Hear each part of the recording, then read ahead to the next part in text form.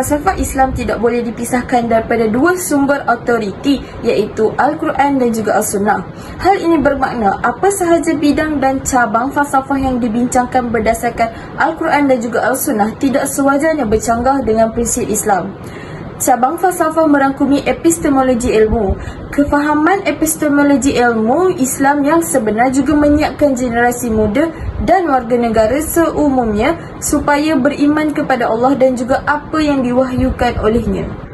Ilmu Islam bermula dengan persoalan ketuhanan, iaitu kepercayaan insan kepada kewujudan Allah Subhanahu Wa Taala sebagai pencipta seluruh alam dan melakukan segalanya hanya kerana Allah Subhanahu Wa Taala. Epistemologi secara istilah pula meminjam penjelasan Dagobert Duras dalam bukunya Dictionary of Philosophy yang bermaksud cabang falsafah yang menyelidik tentang makna sebenar pengertian dan juga memberi erti. Pendapat yang dikemukakan oleh D.W. Hamlin yang mendefinisikan epistemologi sebagai cabang falsafah yang berurusan dengan hakikat dan juga lingkungan pengetahuan, dasar-dasar dan juga andaian-andaian. Daripada kedua fahaman ini, maka dapat kita fahami bahawa epistemologi merupakan sebuah ilmu yang saling berkait rapat antara satu sama lain dengan kehidupan seharian sehingga ilmu tersebut boleh memberi erti atau makna kepada seseorang. Konsep ilmu Islam yang mengikuti sarjana ilmu Islam iaitu Al-Atas, pengertian yang mencukupi seluruh pembahasan falsafah yang penting serta mempunyai hubungan dengan ilmu-ilmu yang lain seperti ilmu psikologi, biologi, sosiologi, sejarah dan sebagainya. Profesor Al-Atas, epistemologi adalah satu disiplin ilmu yang membahas dan menyelidik tentang usul-usul atau sumber, kaedah, proses dan batasan suatu ilmu itu yang menghantar kepada hakikat kebenaran. Mengikut perkembangan Islam sarjana Al-Atas, perkembangan dan kemajuan ilmu yang dicapai menyebabkan beberapa disiplin ilmu telah muncul dari falsafah-falsafah yang terdiri daripada tiga komponen yang penting, iaitu ontologi, iaitu teori hakikat ataupun ilmu wujud. Yang kedua ialah epistemologi, iaitu teori ilmu, dan akhir sekali adalah psikologi, iaitu teori nilai. Kesimpulannya, walaupun terdapat perbezaan aliran sumber pembahagian ilmu yang dibuat oleh para ilmuwan yang terdahulu, namun ia hanyalah berdasarkan kepada suasana dan latar belakang pemikiran mereka masing-masing. Namun begitu, sumber yang mereka dapati, apa yang mereka tetapkan dan nyatakan adalah semestinya bersumberkan daripada Allah Subhanahu Wa Taala, bahawa mereka mengklasifikasikan ilmu itu yang dibuat oleh para ilmuwan yang berkemahiran dan berkebolehan dalam sesuatu keputusan yang mereka buat. Seterusnya oleh para ulama ahli sufi sebenarnya adalah berdasarkan latar belakang. Ia adalah sangat penting untuk mereka membuat satu dalil ataupun satu fatwa itu perlu untuk mengikut sumber yang ditetapkan oleh Allah. Panca indera manusia sebagai salah satu saluran utama yang menyiapkan atau memberikan ilmu pengetahuan kepada manusia. Ia merupakan saluran yang bersifat realitis dan juga empiris. Contohnya, melihat iaitu mata, mendengar menggunakan telinga, merasa menggunakan lidah, menyentuh dan juga mencium menggunakan hidung.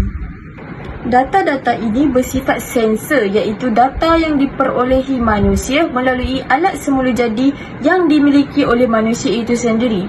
Oleh itu, data-data inilah yang akan membekalkan sesuatu pengetahuan yang benar tentang alam dunia kita. Berkaitan dengan kedudukan akal sebagai sumber epistemologi, Islam mengakui kedudukan akal berdasarkan kepada batasan yang mampu dicapai olehnya, di mana akal akan menafsirkan sesuatu maklumat berdasarkan kepada kerangka logikalnya. Umpamanya, akal memberikan pengetahuan atau maklumat bahawa 10 lebih banyak daripada 1, ataupun contoh lain, iaitu seseorang itu tidak mungkin berada dalam dua tempat yang berbeza dalam waktu yang sama. Al-Quran juga sebagai sumber utama ilmu tidak dapat diragukan lagi kerana merupakan kebenaran mutlak yang menghantar kepada sesuatu keyakinan. Apa itu kebenaran? Aristotle menyatakan kebenaran adalah penyesuaian yang dilakukan ke atas perkara yang didakwa sebagai kenyataan yang sebenarnya. Benar dan salah dirujuk kepada kesesuaian yang dibuat dengan penyataan. adalah sangat penting untuk mencapai dan menilai sesuatu kebenaran. Terdapat 3 teori tentang kebenaran. Yang pertama adalah teori berdasarkan keselarasan. Teori ini berpegang bahawa jika sesuatu penyataan itu adalah selaras dengan fakta objektif, maka ia adalah benar. Antara contoh fakta objektif adalah gelombang bunyi, sentuhan rasa atau gambaran visual. Teori ini mementingkan pengalaman panca indera dalam menilai sesuatu fakta. Sebagai contoh, makanan enak mungkin dirasakan sebaliknya oleh orang yang sakit. Yang kedua adalah teori kebenaran berdasarkan keserasian. Hal ini bergantung kepada perkara atau perbuatan yang serasi dengan keperluan dan keadaan masyarakat. Sesuatu penyataan dianggap benar sekiranya konsisten dengan penyataan yang dilihat benar tanpa perlu adanya bukti. Sebagai contoh, semua manusia akan mati. Ali adalah manusia, jadi Ali akan mati. Yang ketiga pula adalah teori kebenaran berdasarkan kegunaan. Teori ini bergantung kepada sesuatu penyataan yang berguna. Penyataan yang membawa manfaat dalam menyelesaikan masalah manusia dianggap penyataan yang benar. Sebagai contoh, kepercayaan tentang wujudnya syurga neraka adalah sesuatu yang tidak dapat dibuktikan dengan panca indera.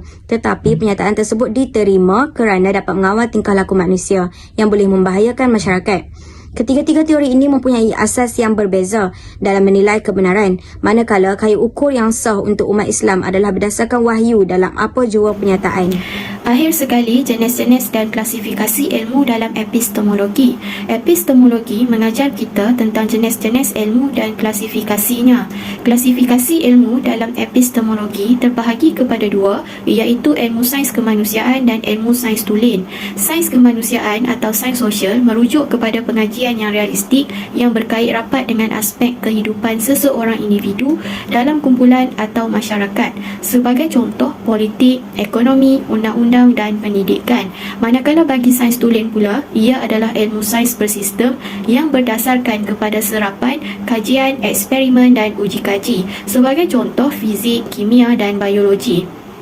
Walau bagaimanapun, dalam Islam, ilmu diklasifikasikan sebagai ilmu akli dan ilmu nakli. Ilmu nakli adalah ilmu berdasarkan wahyu seperti ilmu tentang cara bersolat, dan ilmu akli pula ialah ilmu berdasarkan akal dan eksperimen seperti ilmu sains. Imam Al-Ghazali membahagikan ilmu kepada fardu ain dan fardu kifayah. Fardu ain merupakan ilmu pengurusan diri, ilmu mengenai asas agama yang berkaitan dengan akidah yang benar serta segala suruhan dan larangan Allah Subhanahu wa Ta'ala. Sebagai contoh, menunaikan solat fardu, berpuasa pada bulan Ramadan, menunaikan zakat dan sebagainya. Hukumnya adalah wajib ke atas setiap individu yang beragama Islam dan berdosa jika tidak dilaksanakan. Manakala fardu kifayah pula, ia merupakan ilmu pengurusan sistem dalam sesebuah masyarakat. Ilmu untuk menyempurnakan keperluan hidup sama ada berbentuk keagamaan atau keduniaan. Sebagai contoh, menjawab salam, menguruskan jenazah, ilmu perubatan dan sebagainya. Hukumnya wajib secara kolektif yang bermaksud wajib dilaksanakan oleh sebahagian masyarakat dan berdosa jika tidak ada yang melakukannya. Namun ia tidak berdosa jika sebahagian masyarakat telah melakukannya.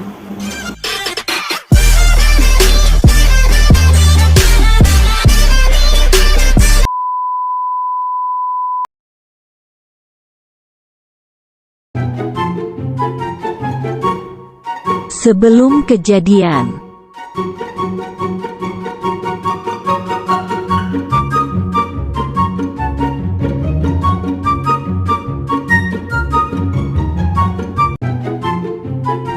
Semasa kejadian. Lepas kejadian.